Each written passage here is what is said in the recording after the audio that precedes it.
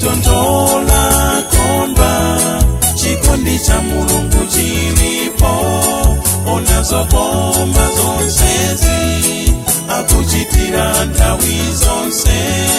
anakupata kolo la chikondiro koma mtima kaonazo apenzi ochuluka ulinawo.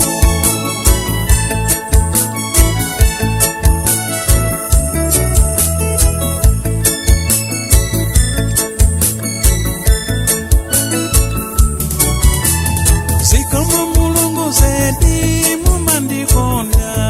ine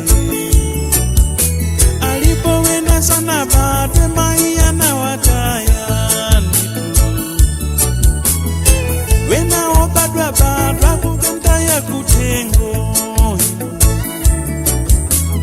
mizimu yaona nganza patiko pano zedi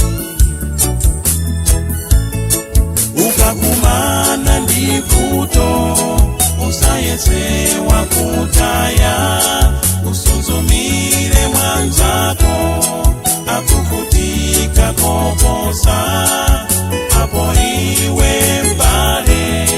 umvetse chikondi cha Mbuye timwimbire timtame opambana wa muyaya.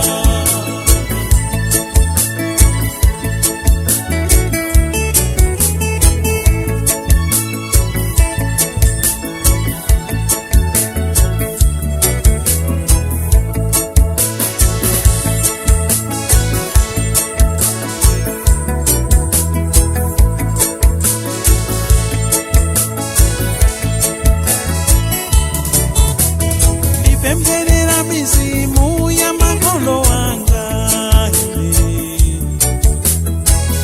kumanso mizimu ya wokondedwa wose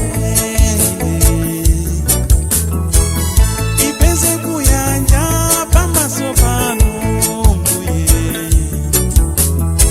muimvere chifundo ni use mutendere Mbuye